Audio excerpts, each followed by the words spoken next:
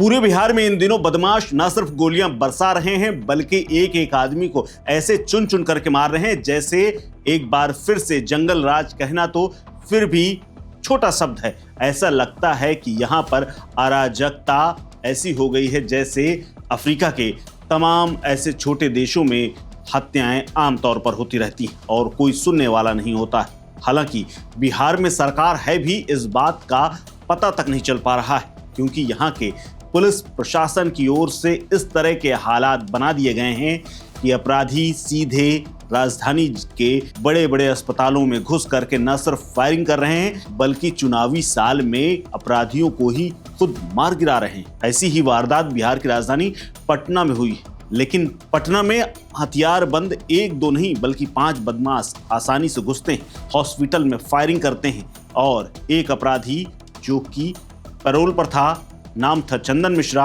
अपना इलाज करा रहा था, उसको गोलियां मार करके भून देते थे।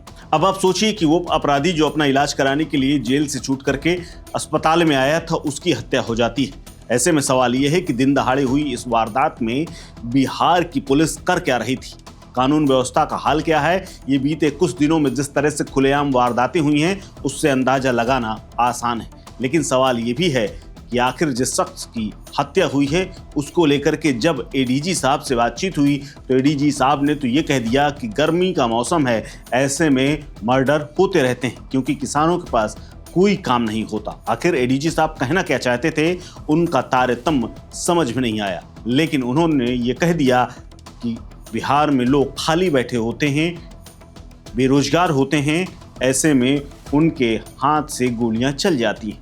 जरा एक बार सुन लीजिए एडीजी साहब कह क्या रहे हैं। हाल में जो काफी हुआ है कि शूटर्स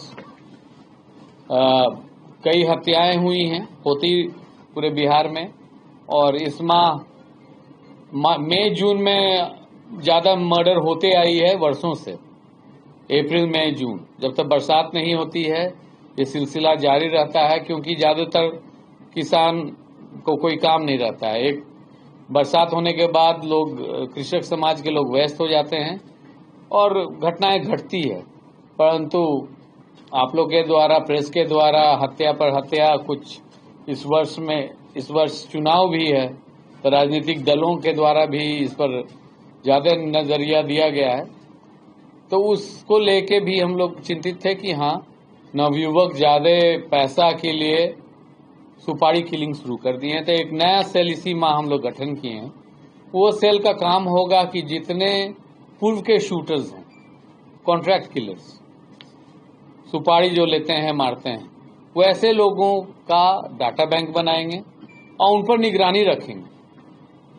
जेल से छूटने के बाद भी वो क्या कर रहे हैं क्या नहीं कर रहे हैं, डोजेज उनकी रहेगी और हम शेयर करेंगे हर जिला से, या जिला से भी अनुरोध करेंगे कि इन पर निगरानी रखें।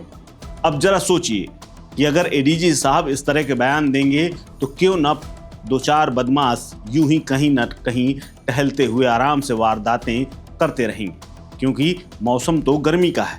हालांकि वो भूल गए कि मौसम सावन का चल रहा है और इसीलिए जेल से बाहर आकर के इलाज करा रहे चंदन मिश्रा की हत्या हो जाती है। चंदन मिश्रा वो व्यक्ति है जिसे गोलियों से भूना गया है, लेकिन ये कुख्यात अपराधी भी है। चंदन मिश्रा यूं तो बक्सर जिले का रहने वाला है और उसने करीब 15 सालों में अपनी दबंगई और अपने आप को बड़ा अपराधी बनाने के लिए कई वारदातों को अंजाम दिया। चंदन मिश्रा को 12 फरवरी 2020 को पटना हाई कोर्ट ने एक मामले में सजा सुनाई थी। उसे थोड़े समय बाद भागलपुर जेल से पटना की बेऊर जेल शिफ्ट किया गया था। वो पैरोल पर रिहाई के बाद अस्पताल में भर्ती था। 18 जुलाई को उसे दोबारा जेल लौटना था, लेकिन उससे पहले ही उसको मार दिया गया। लेकिन आप जरा सोचिए कि चंदन को अस्पताल के अंदर दिन दहाड़े मार दिया जाता है और पुलिस के बयान ऐसे आते हैं जिससे न सिर्फ अपराधियों का हौसला बढ़ेगा बल्कि बिहार में और ये मारपीट, गोलीबारी और हत्याएं और बढ़ जाएंगी, क्योंकि पुलिस अगर इस तरह की बातें कहेगी, आप सोचिए कि पुलिस का अगर इतना बड़ा अधिकारी एडीजी लेवल का अगर ऐसी बात कहेगा तो फिर उसके बाद जनता को सुरक्षित कौन रखेगा। जिनके हाथों में जिम्मेदारी है वही तरह तरह के तर्क तो छोड़िए कुतर्क दे रहे हैं। इस खबर को लेकर के आप क्या सोचते हैं हमें कमेंट बॉक्स में जरूर बताएं। नमस्कार। Subscribe to One India and never miss an update. Download the One India app now.